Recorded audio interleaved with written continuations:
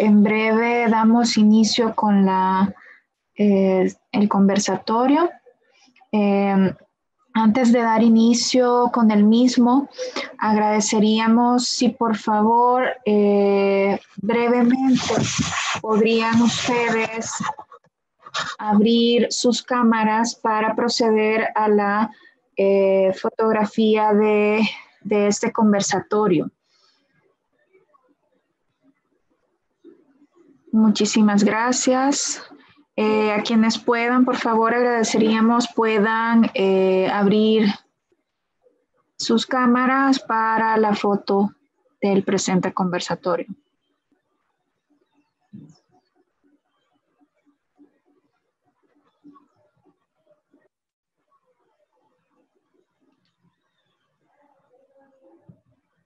Perfecto, muchísimas gracias. Dejo en manos la fotografía al señor Ronald González, gerente de comunicaciones.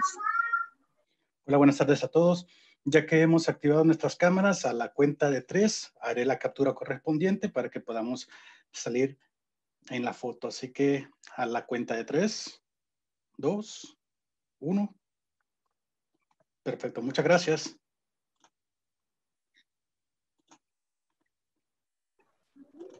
Muchísimas gracias. Dejamos la palabra al señor Alan Ruiz de Comtelca.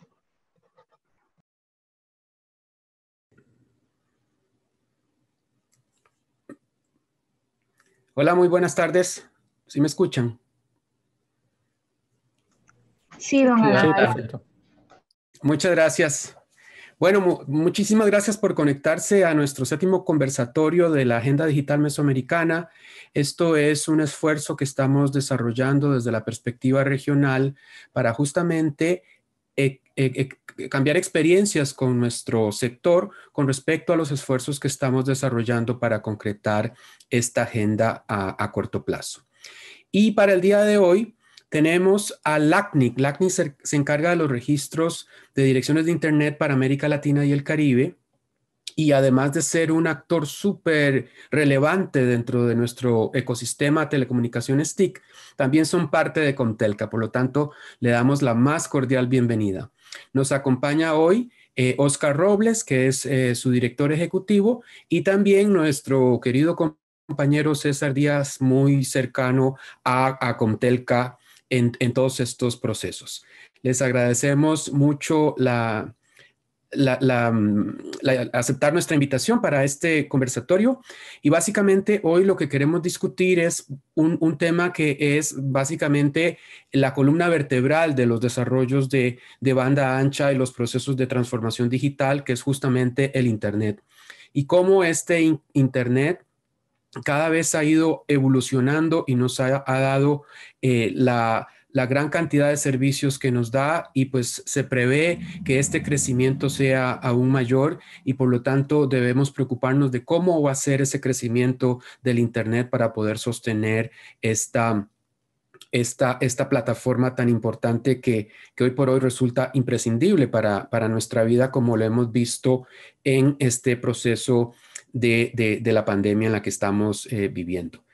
El tema toma más relevancia aún cuando el mundo está virando hacia que los desarrollos de la banda ancha del Internet sean básicamente nuestra principal herramienta de producción, la principal herramienta en la cual ejercemos nuestros derechos como salud, como educación, como trabajo, el teletrabajo que ha sido tan importante en estos días.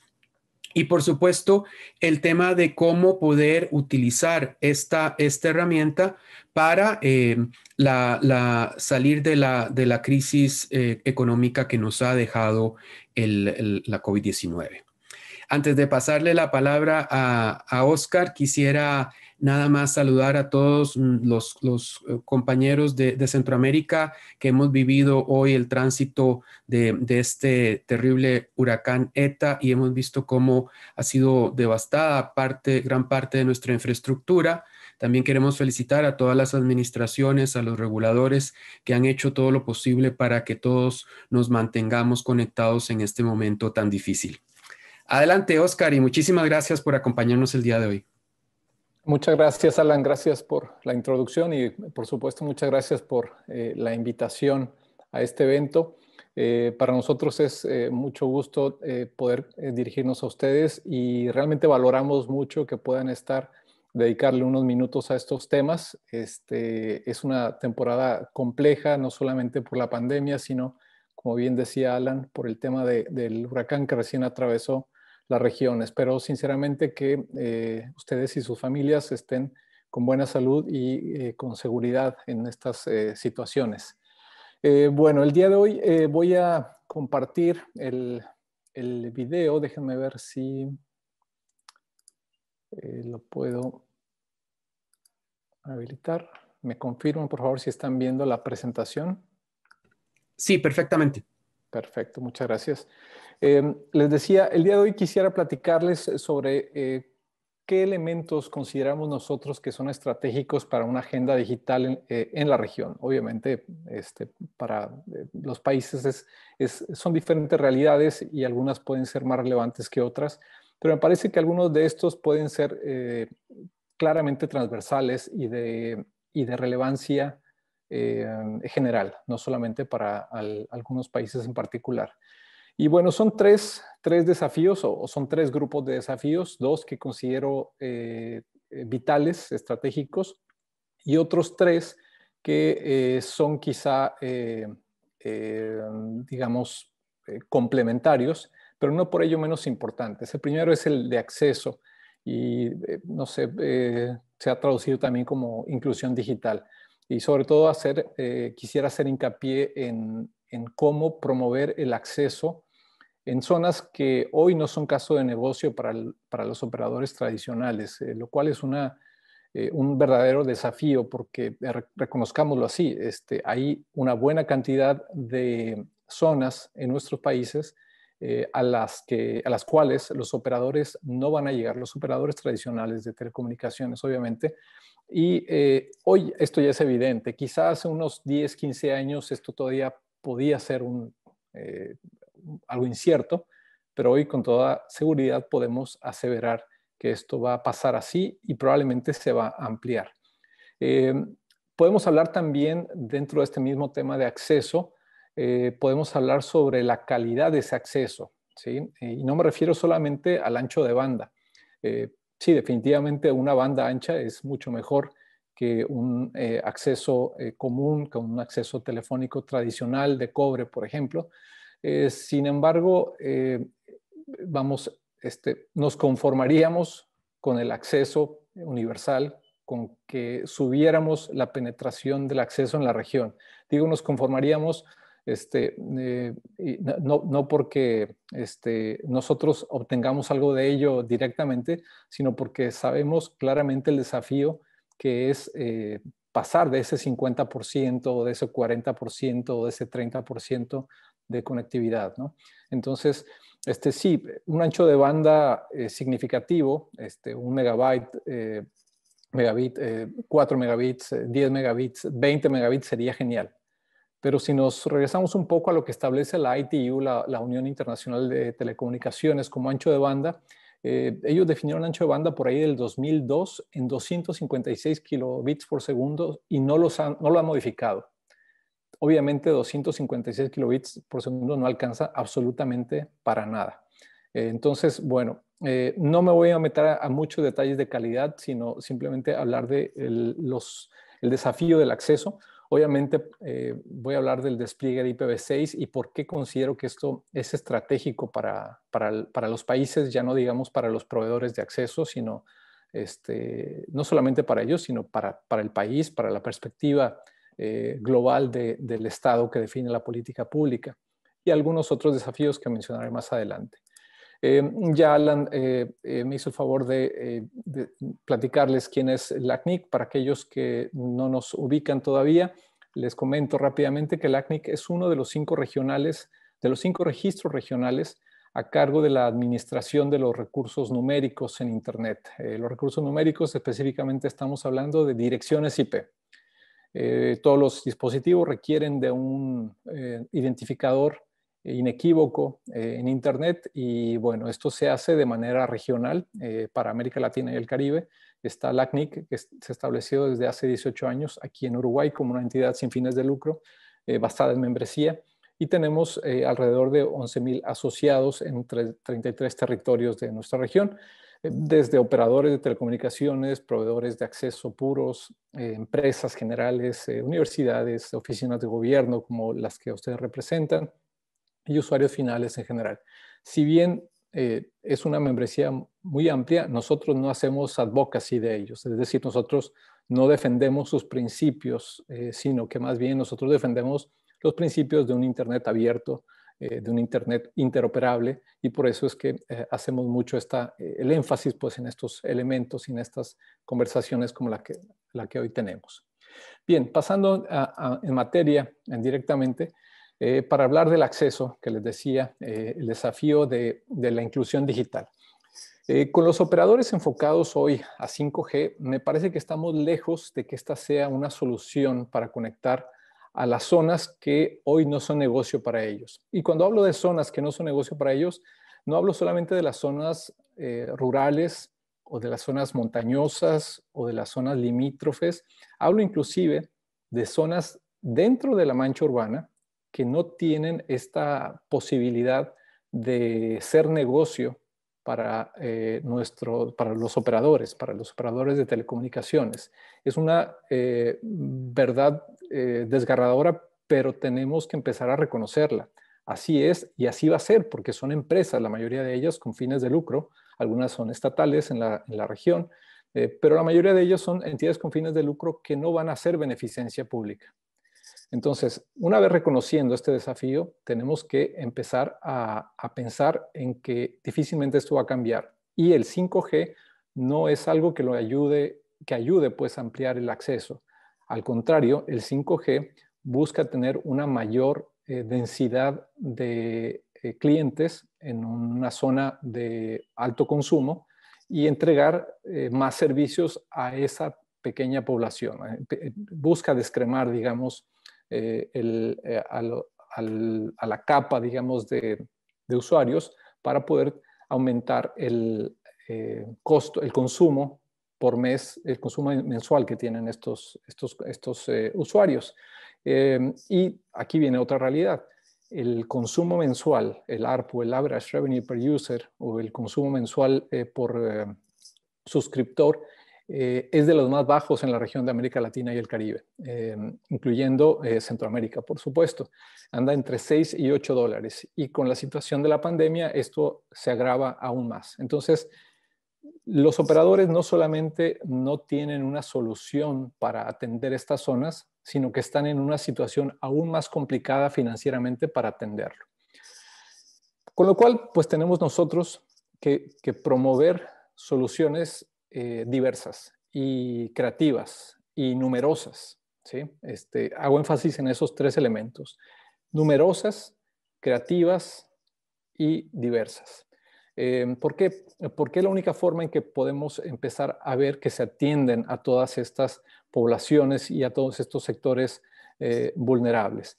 Tenemos que entender, pues, que la solución no va a venir por el modelo tradicional de operadores y que ayudaría mucho que el Estado, primero, reconociera esa realidad y segundo, que en sus estrategias digitales nacionales tuvieran esto en cuenta y priorizaran la inclusión digital por encima de otros temas, como por ejemplo la recaudación que se hace en base al espectro.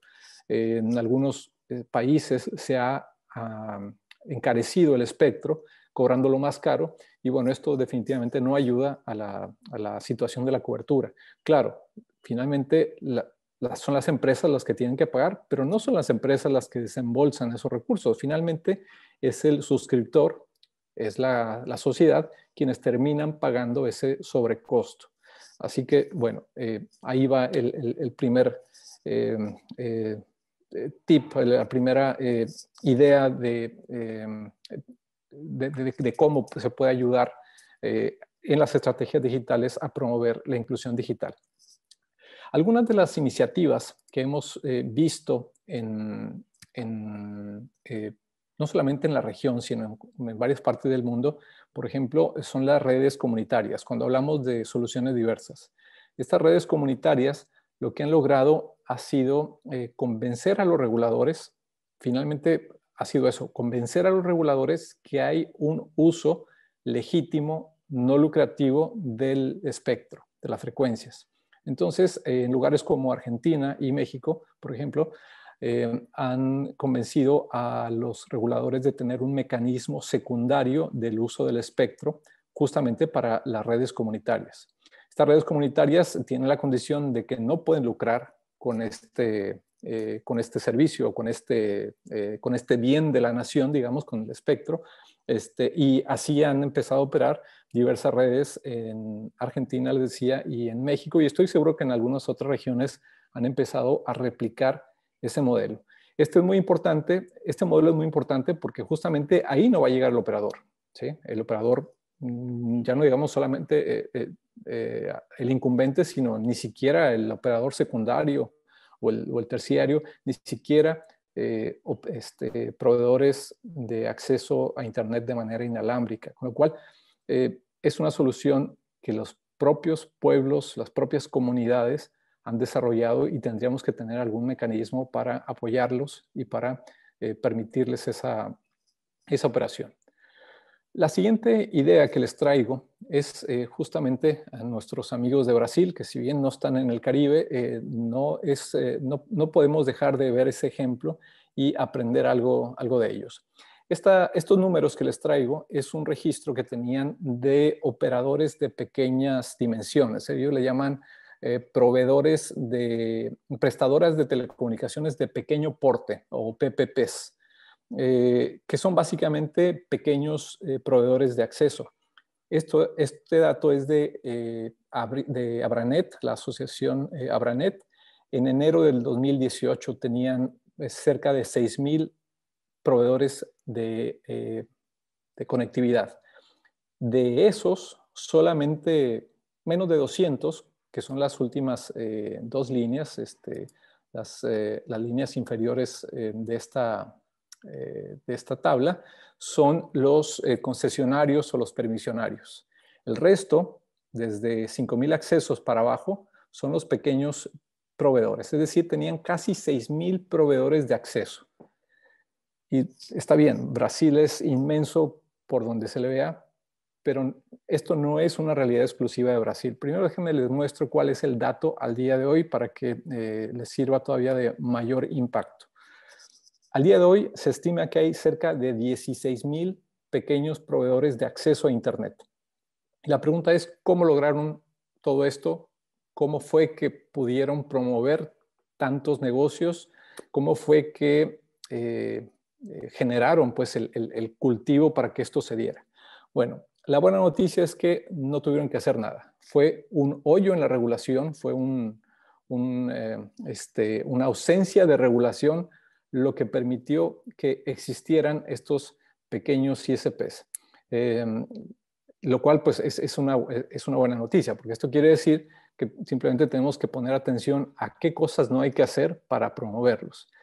Después, sí, hubo necesidad de poner cierto orden, pero es un mecanismo o es un modelo donde todo el mundo gana. Ganan, por supuesto, estos pequeños proveedores porque empiezan a tener acción a comercializar servicios, gana la población que tiene acceso a estas posibilidades, sobre todo gana muchos sectores suburbanos o fuera de las zonas urbanas, porque quienes ofrecen estos servicios no buscan competir con el operador incumbente, buscan ofrecer servicios donde no hay nadie más ofreciendo estos servicios. Lo único es que se tiene que ajustar el marco contractual entre los pequeños proveedores de servicio y el operador incumbente. El operador incumbente gana porque le están trayendo tráfico y le debería pagar o tendría que haber un esquema donde puedan pagar como revendedores de este acceso. Sin embargo, en muchos países esto está prohibido explícitamente en los contratos del proveedor del operador de telecomunicaciones, y esto es un impedimento jurídico para que existan estos modelos. Sin embargo, si el operador pone atención, es una cuestión simplemente unilateral que pueden empezar ellos a cambiar para su propio beneficio. Entonces, esto es más bien el dejar que ellos conversen, el sentarlos a la mesa, el plantearles estos modelos como sucede en Argentina, como sucede en Brasil, como ya está sucediendo en México, cómo los operadores han entendido que deben permitir esta comercialización y en la medida que efectivamente haya disposición de las partes, van a lograr tener una oferta muy interesante en sectores donde el operador no le interesa llegar, no va a llegar y no puede llegar a dar servicios. Así que, bueno, los invito a echar un ojo a esta solución. En otros lugares, como en México, por ejemplo, se les conoce como wireless ISPs o proveedores de acceso inalámbrico. ¿Por qué? Porque la principal forma en la que ellos consiguen tener acceso a Internet es a través de antenas de largo alcance o una red de antenas para llegar a estas comunidades que no son atendidas. Entonces, si les interesa más información, con gusto los puedo poner en contacto con algunas de estas asociaciones en la región que pueden tener mucho más información relevante. Después, adicional a... Sí, perdón, adelante. Sí, no, sí. Tal vez como para hacerlo un poquito dinámico, en realidad es fascinante todo lo que nos has presentado hasta ahora y yo tengo algunas preguntas. ¿Cómo, por favor, sí, de alguna forma, tal vez si podrías devolverte un par de slides donde mostrabas lo del acceso y la inclusión? El tema acá está muy bien definido. Hay algunos países que además de esto tienen problemas para darle sostenibilidad a todos estos proyectos, ¿verdad? Digamos, aún pasando la etapa de la construcción y esto, pues no existe garantía de que estos desarrollos vayan a tener sostenibilidad, o sea, que la comunidad los pueda mantener en algún momento o bien que si se hizo a través de algún proceso de subvención, pues este proceso tal vez no cuenta con presupuesto de ir más allá, qué sé yo, de 3 o 4 años. Correcto. ¿Cómo podríamos solucionar eso? Y el otro tema que también va un poco relacionado con lo que te estoy contando o preguntando, está en el que normalmente algunas de estas iniciativas surgen de programas o planes de gobierno, ¿verdad? Que no necesariamente se continúan en un siguiente gobierno. O sea, son programas que no son como visión política de Estado, ¿verdad? Yo siento que tenemos ahí dos grandes limitantes para este tema. Gracias. Correcto, excelente. Es un excelente punto el que planteas, Alan, porque justamente tenemos de esos ejemplos para aventar para arriba en nuestra región. Sin ir muy lejos, en México cada sexenio tenemos un megaproyecto de inclusión digital. Y lo que tienen esos megaproyectos es que primero están ampliamente anclados en el apoyo financiero por parte del Estado, lo cual los hace dependientes no solamente del financiamiento económico, sino también del compromiso político de los políticos en turno, ¿sí? Entonces, la ventaja de estas ideas, de este tipo de proyectos que yo les planteo, es que no requieren de una inversión por parte del Estado. Sí requieren atención, definitivamente requieren un compromiso político, pero en la medida que no requieran fuerte inversión de parte del Estado o del regulador o del Ministerio de Telecomunicaciones, me parece que los hace menos proclives al fracaso. No quiere decir que con eso vayan a tener éxito, obviamente. Requieren también de un compromiso de parte de los actores que lo están implementando. Pero el hecho de que no requiera de un apoyo significativo de recursos de parte del Estado, me parece que le quita una piedra entre todos los obstáculos que puede haber. El de las redes comunitarias no tiene que venir un financiamiento del Estado. El Estado lo que tiene que hacer es simplemente asegurarse que las reglas para la asignación del espectro no les impidan a las redes comunitarias tener un uso secundario del espectro, o bien un uso primario, pero me parece que tampoco es necesario. En el caso de los proveedores de acceso inalámbricos, tampoco se requiere una inversión por parte del Estado. Se requiere que el Estado, en su rol de promotor, siente a los operadores y a los pequeños ISPs que a veces andan por ahí un poco desbalagados y sin querer ser reconocidos por diferentes razones, sentarlos en la mesa y plantearles la relevancia que es que negocien y que abran sus planes comerciales.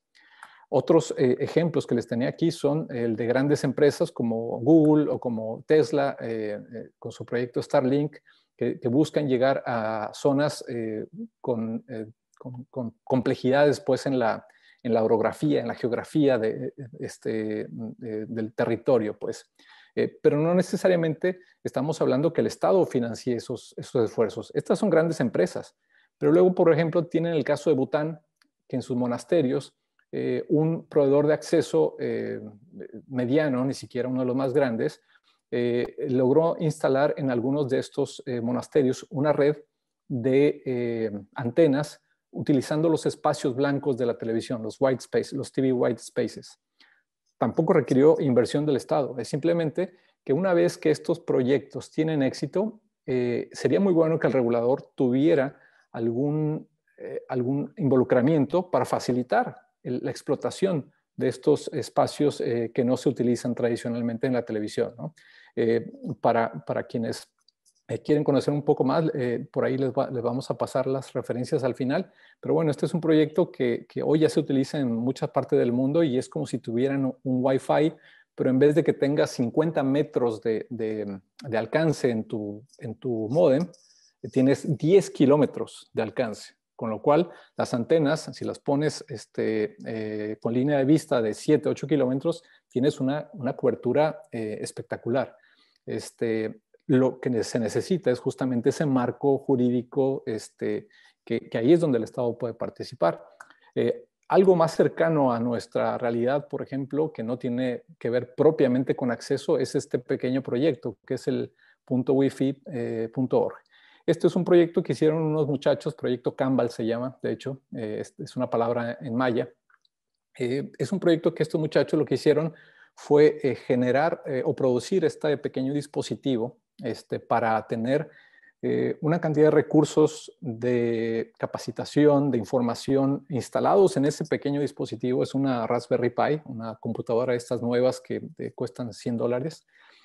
Descargan muchos videos educativos, mucha referencia de Wikipedia en español, en algunas otras lenguas, y se las llevan a las zonas rurales del estado de Yucatán, al sur de Mérida, en México. Y lo que hacen es instalarla como si fuera un punto de acceso. Y efectivamente es un punto de acceso no a Internet, pero sí a muchos recursos de información. Entonces, los niños en estas escuelas con algunos dispositivos móviles, smartphones, que no son los más nuevos, algunas tabletas también que no son las más nuevas, o algunas laptops, tienen acceso a este punto y pueden ver videos educativos, pueden ver información de Wikipedia y tienen una educación complementaria mucho más digna, mucho más relevante. Entonces, sí, podemos hablar de estos megaproyectos de Google y de Tesla, pero no son exclusivos esos proyectos. Por eso cuando les decía que se requieren muchas soluciones diversas y creativas en este slide, hacía hincapié en esa diversidad. Y todos estos ejemplos tienen esa característica de que el Estado no tiene un rol predominante en la parte económica, sí en la parte regulatoria. Y en este caso, en el caso del proyecto Cambal, ni siquiera participa el Estado, ¿no? Sería brillante que el Estado pudiera de pronto adoptar algunos de estos proyectos y reproducirlos, sí, pero tampoco es necesario. Y este es también uno de los elementos que nosotros impulsamos como parte de las soluciones. No tenemos que sentarnos a esperar a que el Estado encuentre las soluciones. Tenemos que ser copartícipes en el diseño de esas soluciones, en el armado de esas soluciones, en la concientización de lo que se puede hacer, de lo que podemos hacer nosotros con capacitación, ustedes con la promoción de regulación o con la ausencia de regulación, por ejemplo, para que algunas de estas soluciones se encuentren. No sé, Alan, si con eso atiendo a la preocupación que me planteabas. Sí, claro que sí. Aprovecho y hay una pregunta en el chat de la Cancillería de El Salvador. Pregunta cómo habilita el Estado el contar con este tipo de proyectos comunitarios en razón de su regulación específica y operadores privados. También dice cómo puede utilizar la AMI en estos esfuerzos comunitarios, comprendiendo la necesidad de contar con la ampliación de espectro o infraestructura. Nada más para aclararte, el tema de la AMI significa la Autopista Mesoamericana de la Información, y esto es básicamente una red de fibra óptica. Bien, contesto la primera parte primero. ¿Qué pueden hacer? Pues bueno, les decía que hay varias cosas que se pueden hacer con el tema de las redes comunitarias. Lo primero es, obviamente, tienen que tener una comunidad interesada en ello y con alguna habilidad de coordinación, ¿sí? Sería deseable que tuvieran incluso algún interés por desplegar alguna de esta infraestructura. Es decir, no interés, perdón, conocimiento, alguna habilidad para hacerlo, porque lo que se espera es que ustedes no se mantengan como Estado, no se mantengan comprometidos con el mantenimiento de esa red, sino que sea la propia comunidad quienes lo hacen. ¿Qué tendrían que hacer? Pues bueno, primero, si van a utilizar frecuencias de uso público, que es muy probable, que tengan la posibilidad de que ese uso sea legítimo, ¿sí? Sin que tengan que pagar una cantidad onerosa. Inclusive, lo que lograron en México con este proyecto de Rizomática fue que no pagaran, siempre y cuando se mantuvieran como un proyecto sin fines de lucro y que no atendiera intereses comerciales más allá de los de la comunidad. Es decir, la comunidad puede lucrar, por ejemplo, puede haber un productor de pequeñas artesanías y que utilice Internet justamente para vender sus productos. Por supuesto que eso es válido.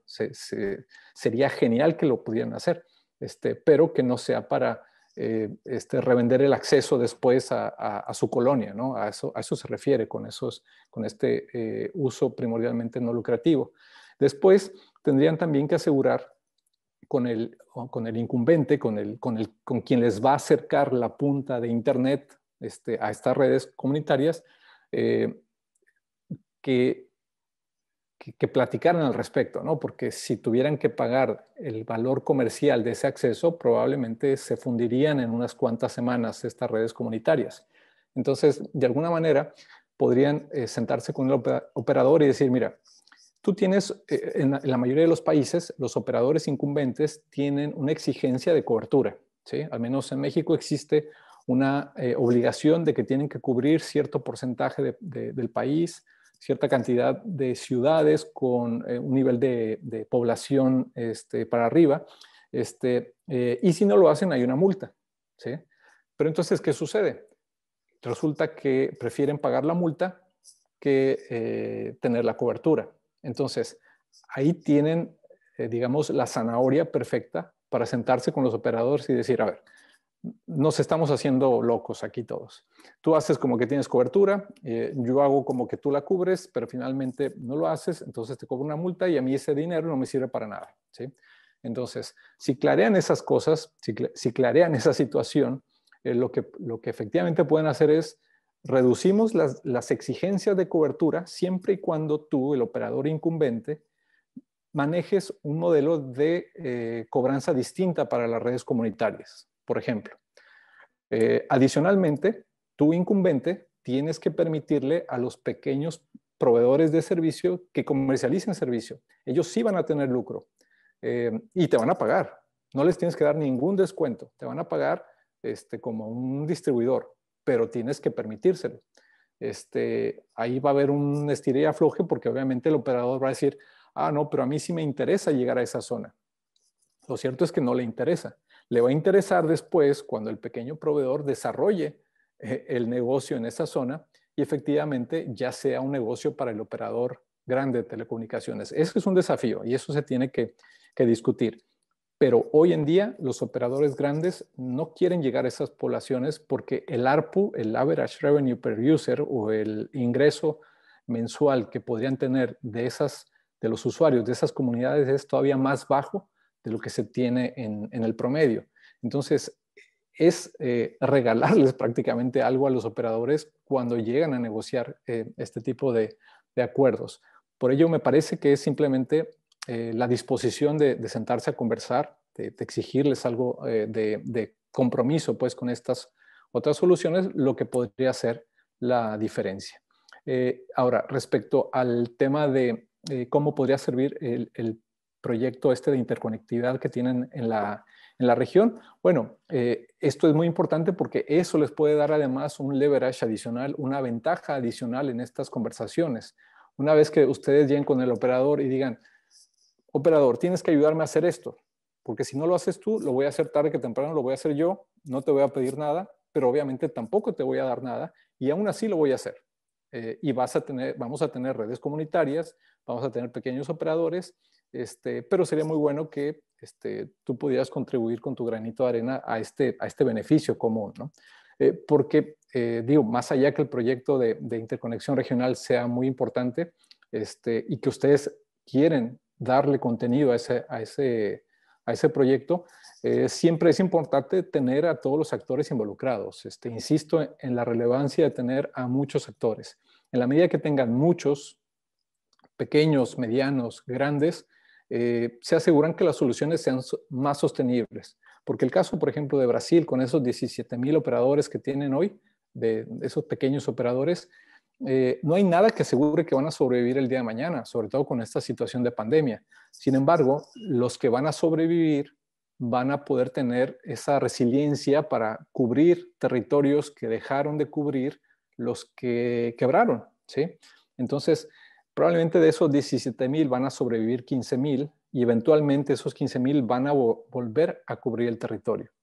Con lo cual, esta solución es mucho más resiliente que tener un megaproyecto de cobertura nacional, porque como ustedes lo mencionaron, depende de la buena voluntad política, depende del flujo económico, que ante una crisis como la de ahora hubiera muerto de manera indefinida.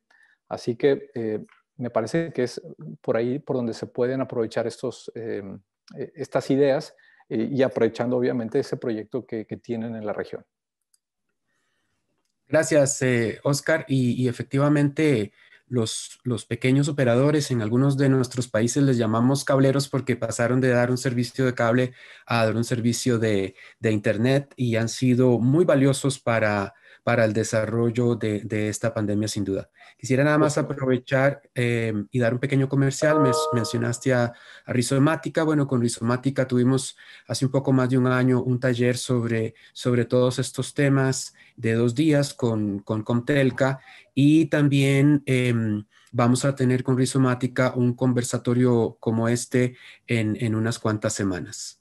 Excelente. Y también quería compartir con los compañeros que están con nosotros hoy, que ayer la ACNIC y la UIT hicieron un evento que a mí me pareció extraordinario, el contenido que se generó y todas las ideas que salieron de ahí y a los que no tuvieron oportunidad de estar en este evento, pues me imagino que pronto les compartirán el video, pero me parece que merece la pena que lo revisen porque puede complementar muy bien esto que Oscar nos está compartiendo hoy. Gracias.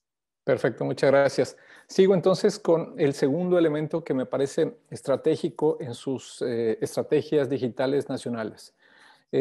Para nosotros el tema del despliegue de IPv6 se ha vuelto estratégico por 3 razones, pero antes de entrar a esas 3 razones, permítanme les muestro el nivel de despliegue que hay en la región de IPv6. Como ustedes saben, IPv6 es un protocolo de direccionamiento más o menos nuevo, tiene solamente 25 años de existencia, pero digamos que tiene 10 años de esfuerzos más significativos por parte de la iniciativa privada para desplegarlo. Y es un protocolo al que eventualmente todos los operadores tienen que evolucionar.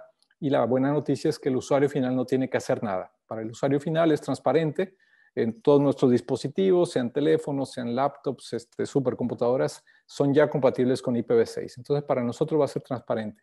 Pero aquí sí se requiere de esfuerzos más sólidos en la parte de la industria de telecomunicaciones y de acceso a Internet.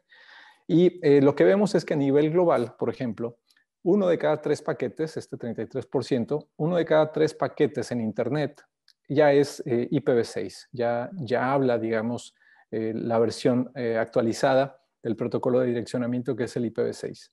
En América Latina tenemos 1 de cada 4 paquetes ya es IPv6. Ustedes pueden decir, bueno, pues no estamos tan lejos, ¿no? Y efectivamente, no estamos tan lejos. El problema de este 24 es que este 24 es en promedio. Y como en todos los promedios, siempre hay alguien que está muy por encima, algunos cuantos países que están muy por encima, y algunos otros que están por debajo o muy por debajo, como es el caso precisamente de Centroamérica, con algunas excepciones, como el caso de Guatemala, que además esa excepción es por un operador básicamente, el operador Tigo. Sin embargo, si quitamos a Guatemala, el porcentaje de despliegue es todavía más preocupante, con lo cual, por ello, es que nosotros consideramos esto como un tema de atención. Ahora sí, ¿por qué lo vemos como estratégico? Bueno, pues son 3 razones, les decía. Primero, porque hoy nos falta conectar a más de 220 millones de personas en la región, o 200 o 300, depende a quién le pregunten. Y ya no hay direcciones IPv4, ya no hay direcciones del protocolo anterior. Con lo cual, si de pronto tienen ustedes algún proyecto de conectividad nacional, tendrían que pensar seriamente en que ese proyecto considere IPv6, la compatibilidad con IPv6 o la manera de exigir IPv6 para que efectivamente puedan conectar a todas las personas a las que quieren llegar. La segunda razón es que a nivel global se espera que en los próximos años conectemos decenas de miles de millones de dispositivos a Internet con el tema de Internet de las cosas.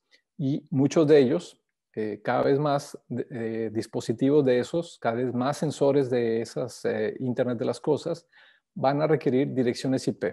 Y obviamente no hay forma de que se pueda soportar con el protocolo anterior IPv4. Tiene que ser con IPv6. Con lo cual, si ustedes están apostando a soluciones de movilidad urbana con Smart Cities o soluciones de producción industrial con la industria 4.0 o buscan que el Internet de las cosas en la agricultura transforme de manera significativa la actividad agrícola, o que la población tenga total acceso a la promesa de Internet de las cosas con los dispositivos wearables, con los electrodomésticos funcionando en Internet de las cosas y demás. La única forma de que esa promesa se cristalice es teniendo IPv6. La tercera razón, y quizá una de las más de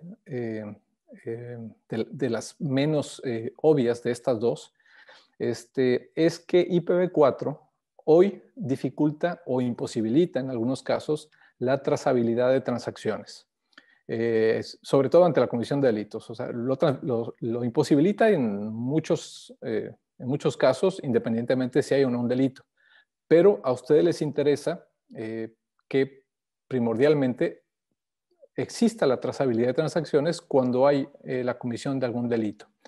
Entonces, algo que IPv6 facilita y permite es regresarle esa capacidad al operador. Con IPv6 es posible identificar o mapear a un solo suscriptor o a un grupo muy reducido de suscriptores por aquello de la privacidad cada una de las transacciones.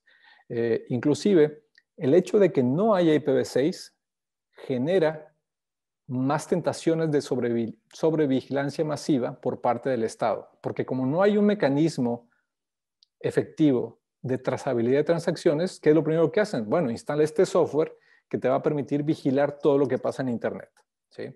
Y después vienen quejas de temas de derechos humanos, por la privacidad, por la sobrevigilancia, porque se sobrevigila a quien está haciendo nada, ¿no? Pero bueno, el punto es, si el Estado tiene una preocupación sincera de la privacidad de los individuos, el hecho de que tengan IPv6 permite reducir esta sobrevigilancia masiva porque siempre hay manera de identificar quién lo hizo, ¿sí? En caso de ser necesario. Con lo cual, pues bueno, me parece que hay formas de hacer algo. ¿Cuál es la buena noticia en esto también, Alan? Así como en el tema del acceso. Esto no tiene que ser resuelto por el Estado, o más bien, no es el Estado el único que tiene que hacer algo. Obviamente siempre hay algo que el Estado puede hacer, que el gobierno puede promover, sobre todo en ese rol más de promoción, pero que no se requiere mucho capital, se requiere compromiso político más que compromiso financiero. Entonces, algunas de las cosas que se puede hacer es dependiendo de cada sector. Primero, ¿qué estamos haciendo nosotros como LACNIC? Pues bueno, LACNIC desde hace 15 años, desde 2005 para ser precisos, hemos apoyado primero concientizando a nuestros asociados, que son todos estos operadores de telecomunicaciones y proveedores de acceso, en concientizarlos ahora sí, de la llegada del IPv6, ¿no? O de la inminente necesidad de desplegar IPv6. Hemos generado capacitaciones y entrenamiento en línea, sobre todo en este año, con mucho énfasis en la parte en línea, por la imposibilidad de la presencialidad, ¿no? Pero obviamente no somos los únicos que podemos hacer algo. Están los gobiernos que al definir políticas internas, ya con ello pueden ser capaces de mover la aguja en la demanda de productos y soluciones compatibles con IPv6. De pronto, la principal excusa de algunos proveedores de soluciones de IPv6 es que no despliegan porque nadie se los pide. Y sí, probablemente nadie se los va a pedir si se esperan a que se los pidan, ¿no? Pero si el gobierno empieza definiendo políticas internas de adquisición de equipo o de adquisición de soluciones tecnológicas que exijan compatibilidad con IPv6, ya esa sola acción va a generar suficiente movimiento en el país como para que los proveedores de dichas soluciones tengan productos o servicios disponibles pues, para atender ese tipo de requerimientos. Y obviamente el Estado tiene otros elementos con los que puede apoyar, porque obviamente tiene la relación con la industria de operadores, ¿no? Puede a través de contratos exigir, pero también puede mucho colaborar, ¿sí? Que es en lo que quiero hacer énfasis en un par de slides, en el siguiente slide, perdón. Pero les decía, no es solamente el gobierno el que puede hacer algo, también los operadores de telecomunicaciones y los ISPs tienen que contemplar todas las variables para asegurarse que están, para desplegar IPv6. ¿Por qué no lo han desplegado? Bueno, porque no han considerado todas las implicaciones que tiene mantener IPv4. IPv4 es cada vez más costoso para ellos, las transacciones, las direcciones, el costo de operación, el costo de transacción electrónica de cada paquete que viaja en Internet en IPv4 es mucho más costoso para ellos y no se han dado cuenta. Ese es un problema. La academia obviamente tiene un rol primordial en todo este proceso también. Pueden ellos contribuir mucho desarrollando su propio despliegue de IPv6 y con ello generando técnicos profesionales con capacidad para desplegar, hacer estos despliegues en el país o al menos en la ciudad en la que tienen su actividad, estas universidades o estos institutos. No tienen que ser carreras de 4 años. Los técnicos que pueden hacer esto con cursos de 3 meses, de 6 meses, tienen el suficiente entrenamiento para poder empezar a hacer estos despliegues en otro lado.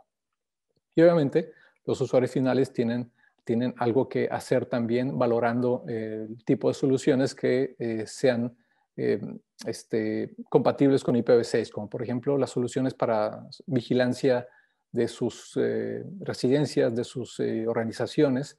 En la medida que valoren ese tipo de soluciones, pues obviamente van a empezar a solicitar servicios compatibles con IPv6.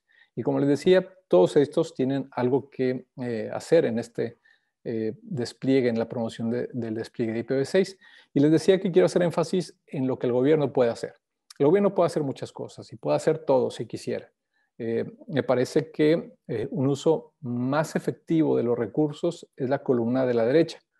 Pero déjenme les comento qué hemos visto en la región, porque hemos visto las dos cosas. Hemos visto esfuerzos regulatorios donde el Estado establece plazos obligatorios para que los operadores, concesionarios y permisionarios desplieguen IPv6. Y está bien, eso ayuda.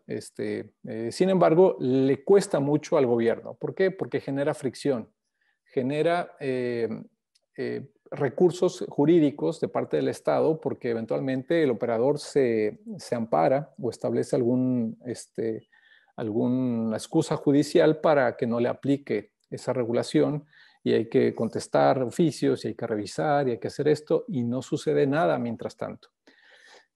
Además, existe la imposibilidad de incluir entidades no reguladas en estos procesos regulatorios. Es decir, si ustedes quieren involucrar a la academia, por ejemplo, a las universidades, no lo pueden hacer porque ellos no son agentes regulados, no son entidades reguladas. Entonces, no los pueden invitar al baile y hacer algo más interesante. Por lo tanto, es inefectivo. Hemos visto otro tipo de esfuerzos que son los cooperativos. Esos esfuerzos han sido promovidos por algún sector del gobierno, que lo que busca es sentar a las múltiples partes interesadas. ¿Quiénes pueden ser? Pues bueno, primero los operadores, algunas asociaciones de ISPs, algunas cámaras TIC, algunas universidades, el administrador del código territorial en Internet, el HN en Honduras, el SV en El Salvador, estos actores, y 2 o 3 asociaciones de Internet adicionales, ¿no? Los sientan en una mesa y de entrada establecen que no van a regular, que no van a establecer compromisos vinculantes, siempre y cuando, pues obviamente, haya voluntad para conversar de esto, ¿no? De manera no vinculante, ¿no? Entonces los sientan a todos estos actores y buscan soluciones de manera colaborativa. A veces ni siquiera tienen, estos operadores no tienen ningún plan para desplegar IPv6, pero el hecho de que escuchen al de al lado que está diciendo que va a desplegar IPv6 hace que los operadores que no tienen en su roadmap el IPv6 lo piensen 2 veces. Y a veces dicen, bueno, pues sí, nosotros lo vamos a hacer este año. Entonces regresan a su lugar, a sus oficinas y dicen, ¿saben qué? Pues nos enteramos que todo el mundo tiene planes de despliegue de IPv6, algo tenemos que hacer. Entonces se genera una dinámica mucho más propositiva, sin abogados, obviamente, con técnicos, con profesionales de servicios al consumidor y demás, buscando soluciones. Y esto lo hace mucho más efectivo y más inclusivo. Entonces, si en algún momento ustedes buscan hacer algo y promover algo, nuestro primer enfoque es busquen cooperación, porque requiere mucho menos recursos, mucho menos fricción, y en los casos en los que hemos visto ha sido mucho más efectivo que los otros esfuerzos que además requieren mucho más recursos, sobre todo jurídicos y tiempo. Algunos detalles de quiénes pueden estar interesados para que el IPv6 se despliegue desde el punto de vista del Estado. Bueno, pues por aquí hay alguna lista. El regulador de telecomunicaciones, obviamente, los laboratorios de evaluación de equipos inalámbricos, el Ministerio de Economía, el de Comercio, por diversas iniciativas que favorece este tipo de estrategias. La estrategia de seguridad por la tercera razón que hablábamos de la trazabilidad de las transacciones, por ejemplo. La agencia de compras del Estado, si el Estado quiere establecer estos requisitos de manera transversal en el Estado o con los licenciatarios o a nivel nacional, pues bueno, dependerán el tipo de estrategias que quieran hacer. Pero básicamente hay interés significativo en el Estado para que esto suceda. Los operadores obviamente son los principales en querer hacer todo esto, ¿no? Tienen que contemplar que a la hora de evaluar el IPv6 consideren todas estas variables. Sin embargo, hoy se hacen la pregunta incorrecta. Hoy los operadores dicen, ¿cuánto negocio adicional me va a dar IPv6 cuando termine de desplegarlo? ¿Sí? Esa es la pregunta incorrecta. Ya no es cuánto negocio adicional me va a dar IPv6, es cuánto están perdiendo con IPv4. ¿Cuál es el costo de las transacciones en IPv4? El costo monetario y el costo en equipo, en infraestructura. El costo de oportunidad de no tener soluciones que sí contemplen IPv6. El costo de desconexión gradual del Internet masivo. Hay de pronto redes que ya no están volteando a ver el protocolo viejo IPv4, con lo cual se están desconectando de manera implícita y no lo saben. El costo de degradación de servicio, cada vez menos calidad en el servicio. Y esto no hablo de velocidad, es un factor adicional que es un Internet cada vez más pobre. El costo de oportunidad para empezar a desplegar IPv6, porque, bueno, ahí me falta una H terrible, pero el punto es que la inversión en equipos IPv6 no se da de un mes para otro, se da en ventanas de oportunidad de cada 4 años. Entonces, si ya dejaron pasar esta ventana de tiempo, probablemente no van a poder volver a invertir, sino hasta dentro de 4 años. Y eso es muy costoso, justamente por todos estos costos de los que hablamos recientemente. Entonces, para concluir esta sección de lo estratégico que es IPv6, aquí están los actores y los posibles beneficios que puede tener cada uno, un poco para que se los lleven como resumen. Bueno, pues hasta aquí no se hablan si tengan algún comentario, alguna pregunta, alguna inquietud. Sí, gracias. Tenemos una pregunta, creo que ya la contestaste desde Telcor en Nicaragua. Dice, ¿qué estrategia recomienda para la implementación de IPv6, además del fomento gubernamental? Si quieres complementar un poquito de lo que ya dijiste. Y yo Correcto. tal vez extendería un poco la pregunta de cuáles son las barreras que tenemos para esta implementación del IPv6 y por qué particularmente Centroamérica está tan rezagada en este tema. Perfecto. Voy a intentar contestar las dos. La primera que nos hacían, ¿qué se puede hacer? Bueno, como les decía, el Estado es uno de los principales compradores de tecnología. Ahí sería una acción como la 2A, por ejemplo.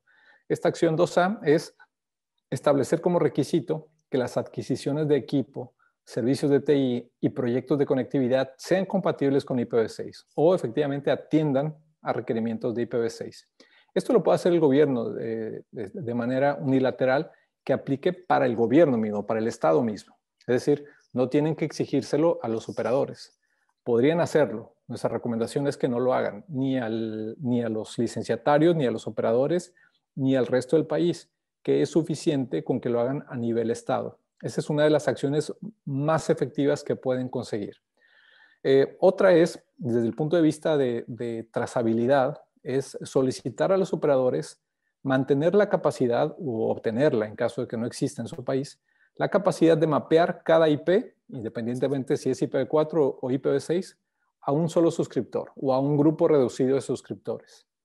En este caso, cuando ustedes hagan esta exigencia, la solución implícita para el operador, porque esto va para operadores, no para el Estado, para operadores, es que el operador va a decir, la única forma que tengo de hacerlo es implementando IPv6. ¿Sí? Entonces, de esta forma, ustedes de manera implícita están teniendo una exigencia, están generando una motivación suficientemente relevante para revertir el resultado de esta ecuación. ¿Sí? Esta ecuación que hasta hoy para los operadores de telecomunicaciones, tratando de contestar ahora a tu pregunta, a la segunda pregunta, Alan, de por qué no lo han hecho, me parece que su ecuación está incompleta. Como les decía, o están haciéndose las preguntas incorrectas, como esta que ponemos acá, o no están contemplando todas las variables en esa ecuación. ¿Sí? En cualquiera de los dos casos, están llegando a la decisión incorrecta. Están llegando a la decisión de no es necesario, no es necesario, o no lo pueden pagar. Pero ese no lo pueden pagar no es porque no lo puedan pagar, es porque encuentran que es más barato mantener esta infraestructura. Pero si pueden pagar esto, el costo de IPv4, el costo de los carrier grade NAT, el costo de IPs nuevas que requieren hoy, que no los obtienen de nosotros, sino que las obtienen en el mercado secundario, desafortunadamente. Si tienen todos los recursos para pagar esto, tendrían que tener ya los recursos para desplegar IPv6. ¿Sí? Entonces, eso es lo que creemos que está pasando. Por eso, cuando fuimos por allá hace un par de años, hacíamos ese hincapié con los operadores que contemplaran estos costos, porque muy probablemente no hicieron este ejercicio completo y estaban perdiendo oportunidades vitales en el despliegue de IPv6. Se me ocurre como interesante tener algún tipo de modelo de costo que pudiéramos usar de referencia para todos aquellos que estuvieran interesados en iniciar esas discusiones en sus respectivos países, porque nada menos podríamos pensar en que tal vez reorientar los esfuerzos e indicarles, bueno, ya esto es un tema más que de un cambio tecnológico, es también un tema económico y a corto plazo estos serían como los resultados. Me imagino que lo habrán hecho en algunos sitios. Por supuesto, y quedamos a su disposición si alguien está interesado en explorar esa parte. Hicimos en 2016 un estudio de las razones por las que los operadores no despliegan.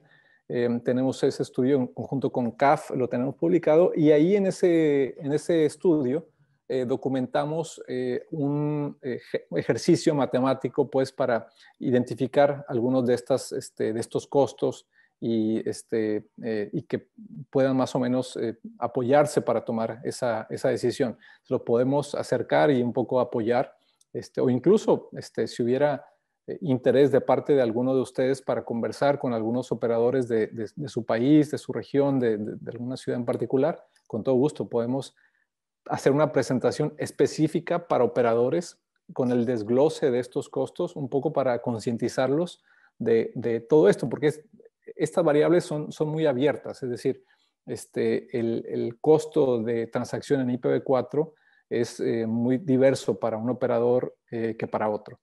Pero sí podemos profundizar en esos detalles de tal manera que se concienticen de todos estos y que cuando regresen a su lugar empiecen a hacer números y digan, uy, sí es cierto, esto no lo habíamos considerado. Eso estamos más que dispuestos pues, a apoyarles en esa conversación. Ustedes nos dicen. ¿Sí? Muchas gracias.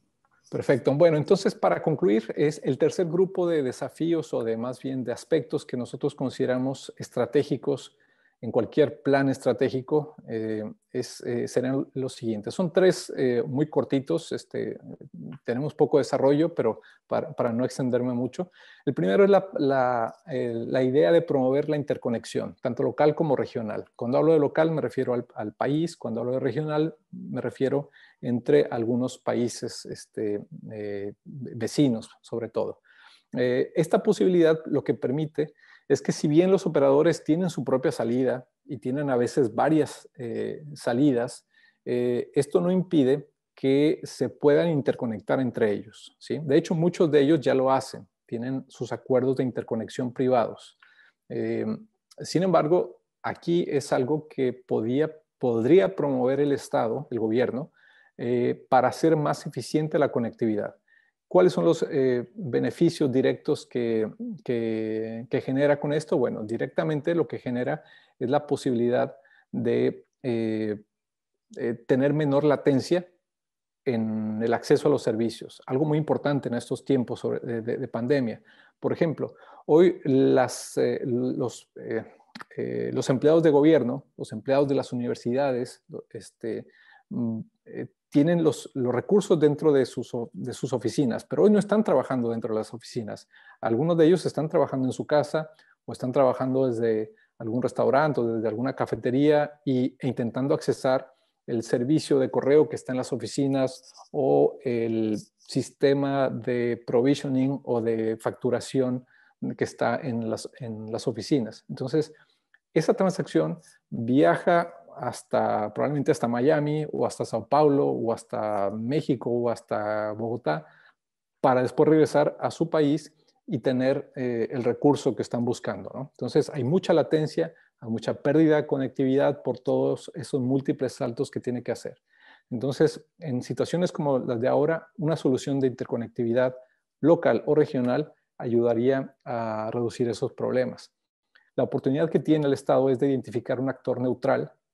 Y cuando digo neutral me refiero a alguien que no tenga un interés económico, como puede ser alguna universidad, que logre hospedar el proyecto de interconexión y crear un punto de interconexión, un proyecto de interconexión en alguna ciudad del país para hacerlo sostenible. Es muy importante este actor neutral, que tampoco tendría que ser el Estado, porque bueno, el Estado también tiene un interés preponderante en algunas ocasiones y sería bueno que tuviera mayor neutralidad para lograr que todos los operadores se interconectaran, no solamente a uno, sino a diferentes puntos de acceso en el país. Esto sería lo ideal.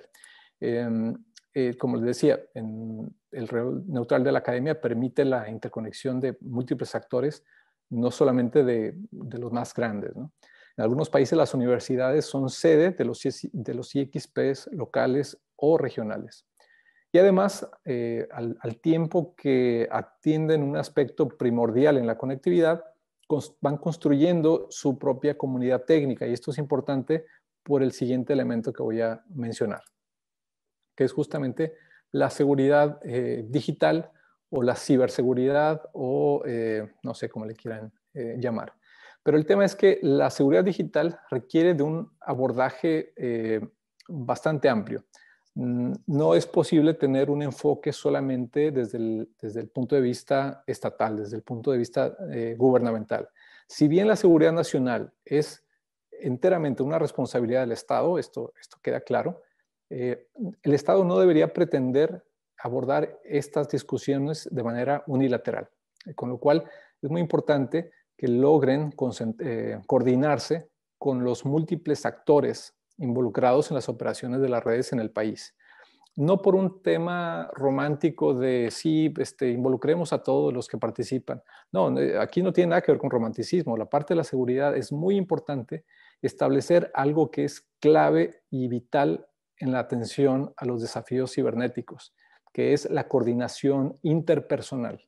La construcción de redes personales, humanas, es tan importante como la generación de procedimientos tecnológicos para la atención de problemas de ciberseguridad. Entonces, el hecho de que con el proyecto anterior o con la idea anterior empiecen a armar una comunidad de operadores, universidades, operadores de telecomunicaciones, ISPs, gobiernos, bancos, empresas, hace que tengan de manera natural un grupo de interesados en la ciberseguridad. Y eso les permite empezar a generar estos pasos para armar un centro de respuestas a incidentes en su localidad. LACNIC desde hace algunos años se ha encargado de promover la creación de estos centros. No tenemos ningún rol en su operación, definitivamente, no está dentro de nuestro alcance, pero sí está dentro de nuestro alcance generar e incrementar esas capacidades de respuesta, y en la medida que nosotros podemos apoyar, hemos llevado a cabo talleres de armado de esos CSIRTs, de esos centros de respuesta, pero además en el mantenimiento de esas capacidades. Por ahí les dejo esta liga, este enlace, por si quieren echarle un ojo más a detalle. Y como siempre, si algo no queda claro, si algo no está suficientemente explicado, nos escriben a César y les mandamos la información tan pronto como podamos. Y por último, esta parte sí es un poco más romántica, pero no por ello menos necesaria. Estoy convencido que en el futuro muy próximo, y quizá este futuro ya nos alcanzó, los países desarrollados van a ser aquellos que logren tomar decisiones sostenibles en el tiempo. Cada vez es más difícil que el Estado o los tecnócratas, los que implementan una decisión tecnológica, tomen las decisiones de manera unilateral. ¿Por qué? Porque ya no se trata de un software de contabilidad que hace X o Y operación muy rápida o muy sencilla. Estamos hablando de soluciones cada vez más complejas que tienen impacto de manera mucho más significativa en la vida de la sociedad, en los recursos del Estado, y cada vez hay menos oportunidades para probar. Y podría asegurar que cada vez las oportunidades de fallar son más reducidas. Entonces, se requiere de que las decisiones puedan involucrar a más actores. Va a tomar más tiempo, sí, pero van a ser más sustentables. Entonces, lo que menciono es, se requieren regulaciones más inteligentes. A veces la ausencia de una regulación es más inteligente, como en el caso de los pequeños operadores de Brasil, que ayudó mucho a la falta de regulación y favoreció la explosión de actores pequeños promoviendo el acceso. Va a requerir de ciudadanos más inteligentes. Nuevamente, esto no es algo que solamente el Estado tenga que hacer. Esto requiere de una participación ciudadana en la política y en las discusiones de este tipo de soluciones. Y obviamente también requiere de grandes empresas corporativas más inteligentes, menos ambiciosas en el lucro y en la ganancia, y más involucradas en la sostenibilidad a largo plazo. No en el trimestre, no en el Q, que le llaman ellos, Y obviamente esto se tiene que lograr también con un esfuerzo del Estado para que esto sea un compromiso relevante y no solamente un deseo. Y obviamente tenemos ahí como Estado la oportunidad de construir un gobierno más inteligente, considerando procesos de discusión inclusivos. Apoyarse en la academia es muy importante por ese rol neutral del que hablábamos, donde todos esos actores aporten puntos de vista diversos y amplios en aspectos que trascienden a lo tecnológico. Y esos otros temas en los que se pueden incorporar todos estos puntos de vista, pues son los temas de movilidad urbana, explotación y uso de recursos naturales, medio ambiente, marca país, conectividad, acceso digital, pues inclusión digital, privacidad, sobrevigilancia masiva, seguridad digital, etcétera. Un larguísimo etcétera. Y considerar que sí, los tiempos para la toma de decisiones van a ser más largos, pero van a ser más sustentables. Hoy, obviamente, el Estado puede tomar decisiones de manera muy rápida, ¿sí? En 10 minutos puede tomar muchas decisiones. La pregunta es si esas decisiones van a ser sustentables, lo suficientemente sustentables en el tiempo para evitar errores, ¿no? Bien, eso sería lo que traigo. En resumen, creo que tenemos una oportunidad impostergable de priorizar el acceso por encima de otros desafíos. A veces lo que percibo es que el Estado se preocupa de muchos elementos que desde mi punto de vista pueden ser secundarios, como por ejemplo la posibilidad de tener diferentes ofertas en los servicios de telecomunicaciones, en los servicios de acceso, pero de pronto perdemos de vista que la mitad de la gente no está conectada, ¿no? Entonces tendría que priorizarse el acceso.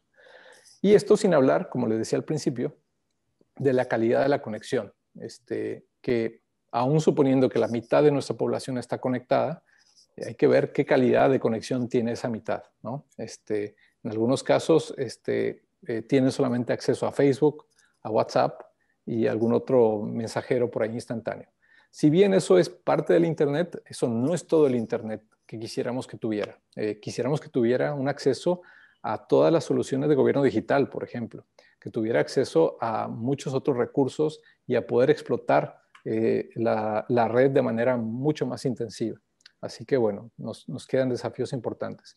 La buena noticia de todo esto es que tenemos oportunidad de incidir en el desarrollo de nuestra sociedad si logramos incluir a todos estos actores de los que les he venido hablando. Me parece que ese es el mensaje primordial. Como gobierno no tienen que hacer esto solos. Si lo quieren y tienen los recursos para hacerlo, perfecto, fabuloso. Pero si necesitan ayuda, ahí está un listado amplio de actores que pueden ser copartícipes y corresponsables de muchas de estas iniciativas para reducir la carga y el compromiso financiero que tiene el Estado. Muchas gracias. No sé, Alan, si tengan alguna pregunta. Sí, muchísimas gracias, Oscar. Este mensaje final realmente es muy importante para lo que pretendemos hacer en la Agenda Digital Mesoamericana, sobre todo pensando en que la conectividad tiene que ser una conectividad significativa como lo desarrolla también la Alianza por una Internet Asequible que nos acompañará pronto en otro conversatorio. Tenemos dos preguntas. Bien. Estamos un poquito pasados de tiempo, pero abusando de tu tiempo y que realmente ha sido muy, muy interesante tu participación. Nos preguntan de Telcor, Melvin Peralta, ¿qué consecuencias puede haber si se retrasa la implementación del IPv6? Y la segunda pregunta de Carolina Morales, no sé de qué institución nos acompaña, pero dice, la evolución de las redes se ha enfocado en temas de tecnología, por ejemplo 5G. ¿Qué impacto tendría IPv6 en la implementación? Me imagino que hablas si le conviene el IPv6 al 5G. Gracias. Bien, perfecto. Primero, ¿qué pasa si no se despliega IPv6 de manera oportuna? Bueno, la buena noticia de todo esto es que IPv4 va a seguir funcionando. Es decir, si un operador no toma esta decisión de manera oportuna, sus clientes van a seguir funcionando. No hay un riesgo de desconexión. Lo que sí es que obviamente va a llegar un momento en que esta necesidad de crecer que pueda tener el operador no lo va a poder atender. Es decir, si quiere conectar a una colonia más, a una región geográfica más, va a tener que redistribuir las direcciones en una mayor base de clientes. Y eso implica que va a degradar el servicio de todos aquellos a los que les quita IPs, ¿sí? Porque hoy lo que están haciendo es, de pronto, de 1000 direcciones IPv4, aprovechan 10,000 suscriptores, ¿sí? Entonces, hoy cada 10 usuarios comparten una, digamos. Si de pronto quiere ofrecerlo a 5,000 más, pues bueno, esa proporción se va a cambiar y ya no van a ser 10 usuarios los que van a compartir una IP, ahora van a ser 15. Entonces, va a haber una afectación en la calidad de Internet, va a haber una afectación además en el costo que tiene este operador, porque cada vez va a requerir soluciones tecnológicas mucho más complejas. Lo que antes los equipos de aprovechamiento de direcciones IPv4 están limitados. A veces te dicen, no puedes llegar a tener un factor de utilización de más de 20, por ejemplo. Entonces, si tú ya estás en esa frontera y quieres saltar al siguiente nivel, tienes que invertir en un equipo más grande, más costoso. Y bueno, es ahí donde estas ecuaciones de costo-beneficio de IPv6 empiezan a hacer mucho más sentido que el seguir manteniendo esta infraestructura vieja y que básicamente es obsoleta. Ese sería uno de los riesgos para el operador. Ahora, para el Estado, para el país, hay otros riesgos. Por ejemplo, si hay un proyecto de inclusión digital, como los que hemos mencionado, pues difícilmente va a tener esa efectividad porque no va a haber IPs suficientes y van a tener que quitar de algún otro lugar IPs para apoyar este proyecto de inclusión digital. Y otro problema va a ser que, bueno, el país se va a hacer de mucho equipo chatarra. Nos estaremos convirtiendo lentamente en un basurero tecnológico, como ha sucedido en otros casos. Y esta no sería la excepción. Vamos a empezar a ver que los operadores, como siguen trabajando con tecnología vieja, IPv4, van a ser los receptores naturales de equipos viejos, ¿sí? Va a llegar un proveedor de equipos chinos, de módems chinos, y le va a decir a nuestros operadores en la región, te vendo estos módems, es 1 millón de cable módems, te lo vendo a 1 centavo cada uno de ellos, ¿no? $100,000, o bueno, no sé si me salieron las cuentas, pero finalmente va a ser una oferta que no van a poder rechazar. Y esa basura tecnológica se van a tener que deshacer de ella más temprano que tarde y en algún lugar del país va a quedar, ¿sí? Es 100,000 equipos de basura tecnológica que no vamos a poder aprovechar. Esas son las posibles consecuencias. Ahora, respecto a la segunda pregunta, el 5G y el IPv6. 5G está orientado a soluciones de alta responsividad, es decir, de muy baja latencia. Entonces, una de dos, o requieren IPv6 o requieren pasar por equipos que no son IP, que no tienen el stack de IP y que por lo tanto tienen su propio mecanismo de identificación propietaria de esos equipos. Pero sí se ven complementados, positivamente complementados, cuando efectivamente salen a Internet esos paquetes. ¿Por qué? Porque no tienen que pasar por todos estos traductores de aprovechamiento de IPv4, sino que siendo IPv6 pueden viajar con más libertad. No hay un equipo que tenga que estar traduciendo todas estas IPs, con lo cual hay mucha menos interrupción, mucho menos retrasos, mucho menos latencia. Y la promesa de 5G es justamente eso, una baja latencia. Está pensado para zonas altamente pobladas o para carreteras, por ejemplo, y tener en esas carreteras, en muy pocas carreteras, no en todas, soluciones de alta densidad de antenas, de muchos radios, para posibilitar el caso de los autos autónomos y que se puedan manejar con una baja latencia, con una alta responsividad. Y bueno, en ese caso, IPv6 y 5G van de la mano. La ventaja es que corren también en carriles claramente independientes. El operador puede seguir desplegando 5G sin ningún problema y puede desplegar IPv6 de manera paralela y de manera independiente. Si de pronto el proyecto de 5G se le cae, IPv6 puede seguir vivo y viceversa. Con lo cual, esa es una buena noticia, porque no tiene que asociarlos directamente.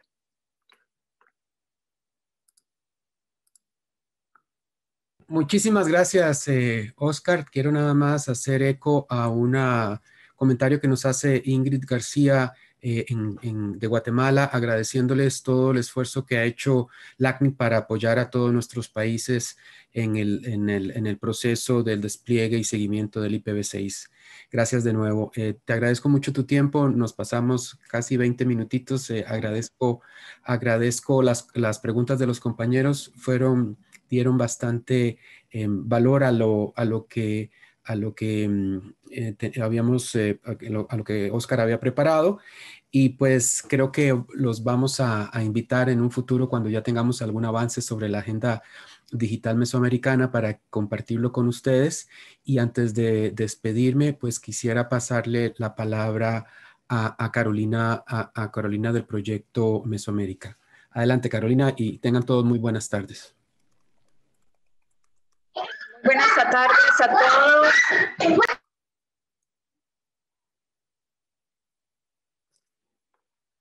Muy buenas tardes a todos. Agradecer su participación en el conversatorio.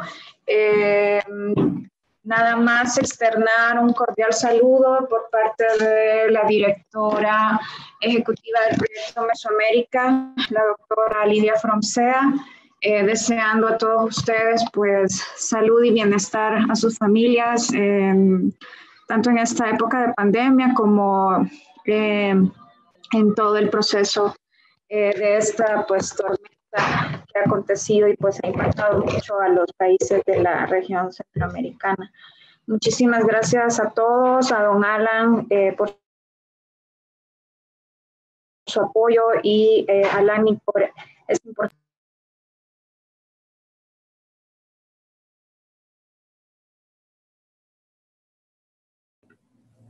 Bueno, me parece que perdimos a Carolina. De nuevo, muy buenas tardes. Tengan todos ustedes y hasta la próxima. Les recuerdo que la grabación estará disponible en un par de días. Gracias, Oscar. Gracias, César. Gracias, Alan. Muchas gracias. Saludos a todos. Que estén con mucha salud y seguridad. Muchas gracias a todos.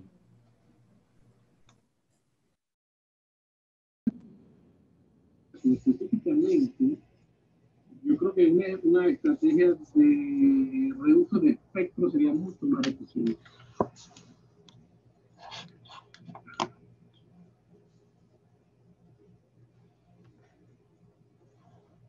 Ahí el tema, compañeros, que no tenemos espacio, por así decirlo, disponible para hacer un ajuste de este tipo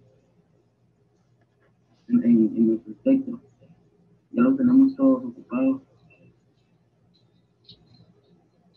¿Aló? Sí. ¿Cómo? Anteriormente sí fue. Anteriormente no estaba usando el espectro, el segmento que ahora utilizamos para gestión del LTE, entonces sí teníamos la posibilidad de hacer este movimiento. Sin embargo, como te comento ahorita, no tenemos espacio para esa maniobra. Por eso te digo, o sea, del lado de nosotros podemos hacer la reorientación de los sectores en caso de que aplique, pero yo estoy viendo la distancia, no sé cuánto